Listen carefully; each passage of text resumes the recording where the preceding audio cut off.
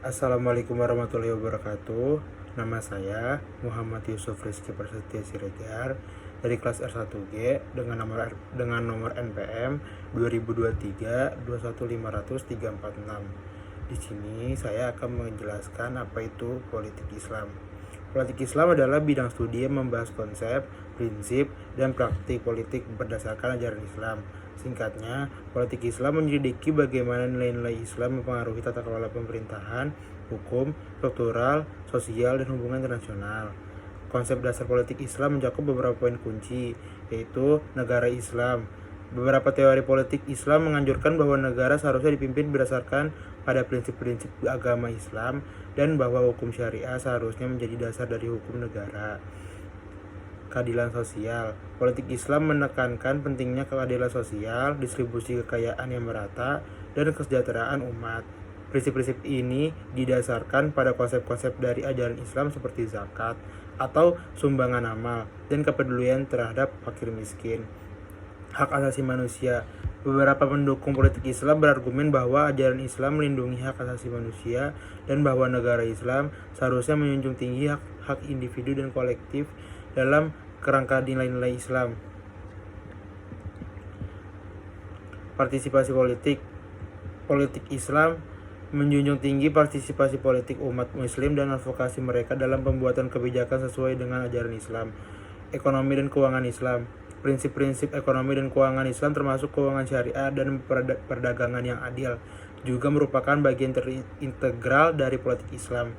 Politik Islam menyatukan agama dan politik yang menciptakan debat tentang bagaimana ajaran Islam harus mengatur masyarakat dan pemerintahan. Praktik politik Islam bervariasi di seluruh dunia dan ada berbagai pendekatan terhadap penerapan nilai-nilai Islam dalam politik, mulai dari model negara yang berbasis agama hingga upaya untuk menggabungkan nilai-nilai Islam dengan prinsip-prinsip demokrasi dan pluralisme modern. Dengan demikian, studi tentang politik Islam mencakup analisis tentang bagaimana nilai-nilai dan ajaran Islam membentuk struktur politik, tata kelola pemerintahan, dan kebijakan publik dalam masyarakat yang mayoritas atau minoritas muslim. Lalu adalah mengenai negara Islam. Negara Islam adalah sebuah konsep politik yang menekankan bahwa negara seharusnya diatur berdasarkan prinsip-prinsip agama Islam. Praktek negara Islam bervariasi, tetapi prinsip-prinsip dasar yang ditekankan oleh para penduduknya adalah satu, hukum syariah. Negara Islam atau dikenal dengan negara berlandaskan Islam harus mendasarkan sistem hukumnya pada prinsip-prinsip hukum Islam atau yang dikenal sebagai hukum syariah. Hukum syariah mencakup beragam peraturan dan ketentuan, termasuk pernikahan, warisan, pidana, dan lain-lain. Pemerintah berbasis Islam. Negara Islam seharusnya dipimpin oleh otoritas agama Islam, seperti seorang khalifah, pangeran, atau pemimpin spiritual seperti imam atau ulama. Kesejahteraan sosial. Prinsip-prinsip negara Islam juga menekankan prinsip kesejahteraan umat, di mana keadilan sosial dan redistribusi kekayaan merupakan bagian integral dari pemerintahan. Agama sebagai inspirasi. Dalam negara berlandaskan Islam, agama Islam bersifat sebagai sumber inspirasi bagi kebijakan publik, hukum dan praktek pemerintahan yang lainnya.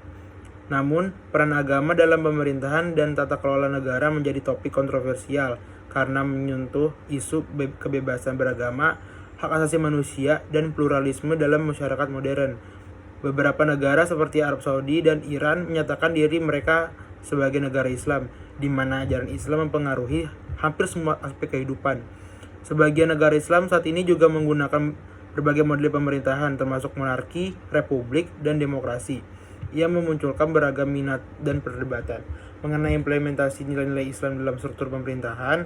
Hal ini juga menimbulkan diskusi dan perdebatan tentang penerapan politik Islam dalam konteks global, terutama dalam hubungan dengan negara-negara non-muslim. Lalu ada keadilan sosial.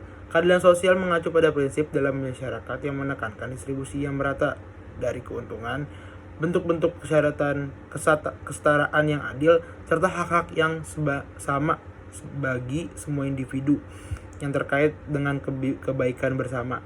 Prinsip ini berupaya untuk menciptakan kondisi yang memberdayakan semua anggota masyarakat, serta menjamin kesejahteraan bagi semua lapisan masyarakat. terlepas dari latar belakang sosial, ekonomi, etnis, atau kepercayaan agama. Keadilan sosial memiliki beberapa elemen, yaitu distribusi kekayaan dan sumber daya.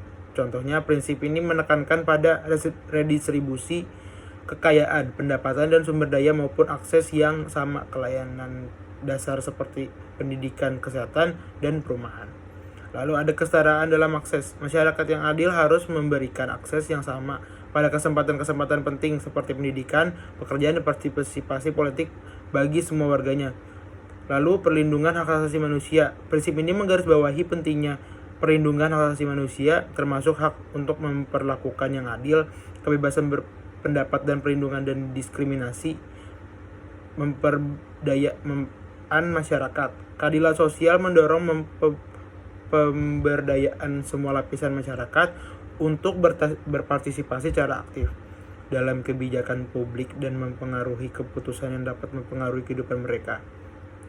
Keadilan sosial merupakan prinsip utama dalam pembangunan sosial yang berkelanjutan, menciptakan masyarakat yang inklusif dan merata, terutama dalam konteks politik Islam. Keadilan sosial seringkali ditekankan sebagai inti dari prinsip keadilan yang disebutkan dalam ajaran Islam.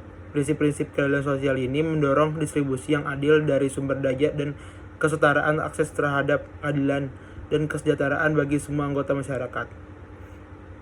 Hak asasi manusia atau HAM merujuk pada hak-hak yang diberikan kepada individu tanpa diskriminasi berdasarkan ras, warna kulit, agama, jenis kelamin, atau latar belakang sosial tertentu. Hak asasi manusia diakui secara universal dan dijamin oleh hukum internasional sebagai hak yang fundamental dan inheren bagi setiap individu. Beberapa aspeknya yaitu hak sipil dan politik, termasuk hak-hak seperti kebebasan berpendapat, kebebasan beragama, hak untuk hidup, hak memperoleh keadilan yang adil, hak untuk tidak disiksa, dan hak politik seperti hak untuk berpartisipasi dalam pemerintahan. Hak ekonomi, sosial, dan budaya meliputi hak untuk mencapai standar hidup yang layak, hak untuk pendidikan, hak untuk pekerjaan, hak atas kesehatan dan perumahan, serta untuk berpartisipasi dalam kebudayaan dan ilmu pengetahuan. Hak kelompok tertentu ini mencakup hak kelompok minoritas, hak anak, hak perempuan, hak migran, dan hak kelompok rentan lainnya. Hak asasi manusia merupakan komponen kunci dalam peradaban modern dan sistem hukum, bertujuan untuk melindungi martabat manusia, memastikan keadilan serta mempromosikan perdamaian dan persamaan di antara semua masyarakat. Prinsip-prinsip hak asasi manusia adalah universal, yang berarti mereka berlaku untuk semua orang di semua tempat tanpa terkecuali. Pengakuan dan perlindungan hak asasi manusia sangat penting dalam masyarakat yang beradab dan berperadaban, serta merupakan bagian integral dalam prinsip-prinsip demokrasi dan tata kelola pemerintahan yang baik. Negara-negara, lembaga internasional, dan masyarakat sipil berperan penting dalam mempromosikan dan menegakkan hak tersebut. Lalu ada partisipasi politik.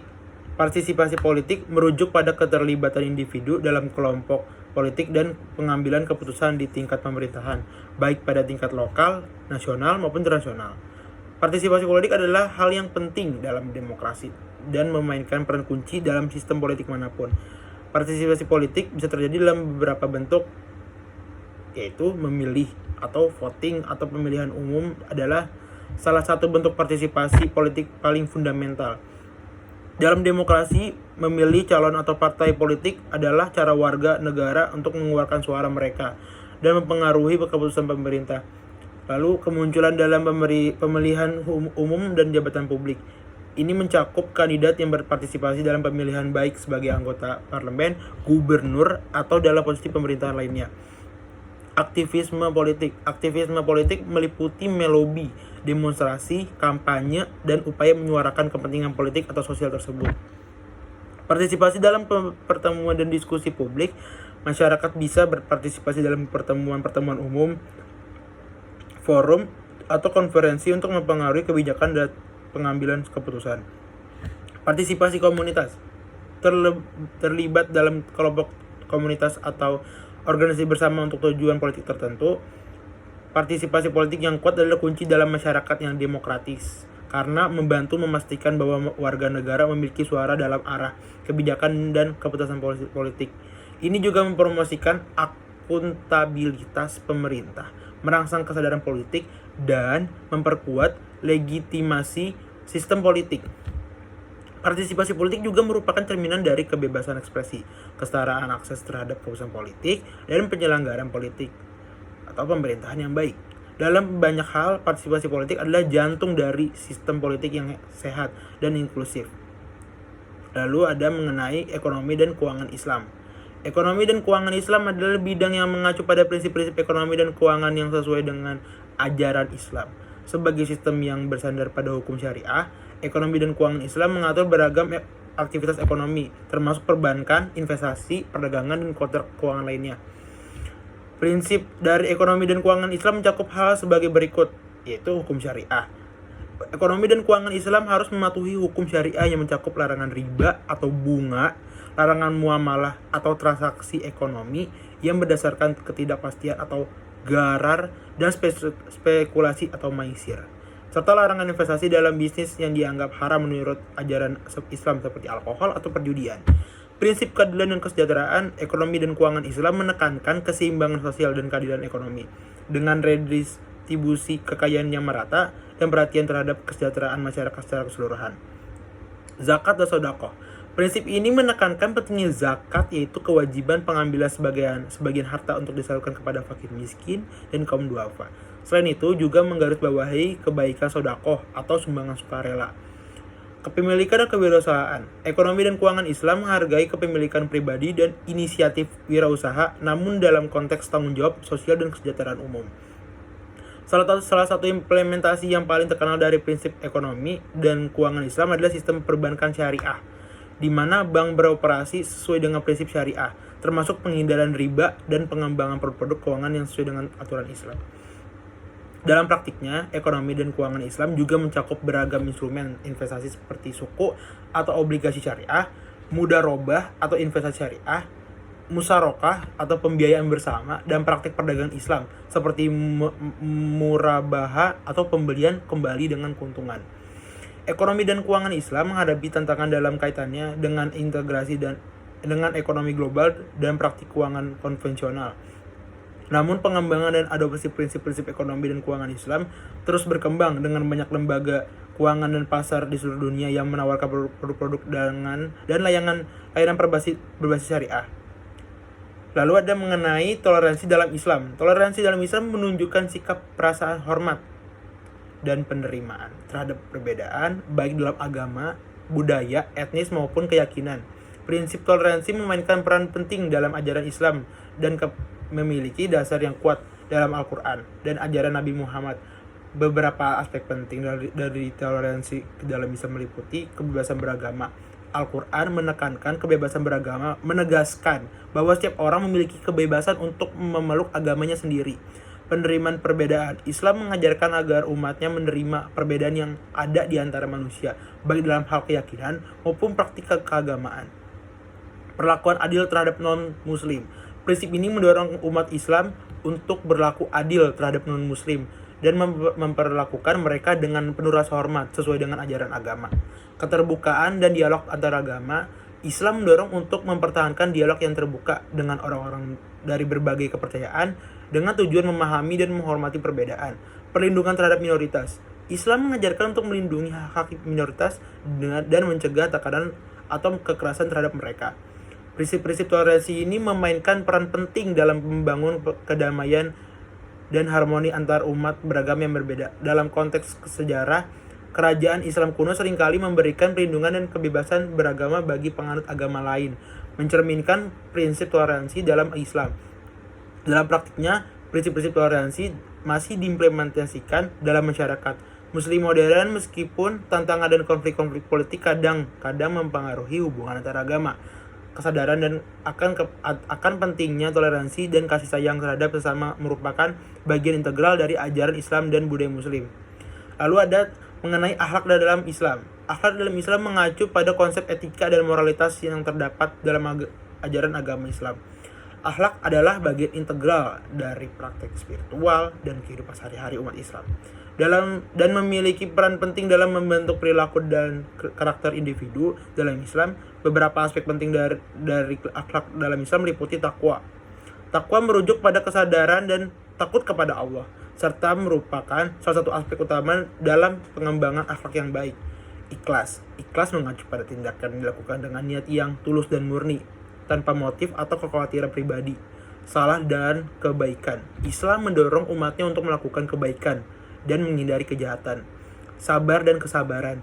Kesabaran dalam menghadapi cobaan dan ujian serta tidak mudah terpancing emosi merupakan salah satu nilai penting dalam akhlak Islam. Kasih sayang dan keadilan. Islam mendorong untuk bersikap adil, berempati dan peduli terhadap sesama serta memberikan perlakuan yang adil kepada orang lain. Sikap hormat.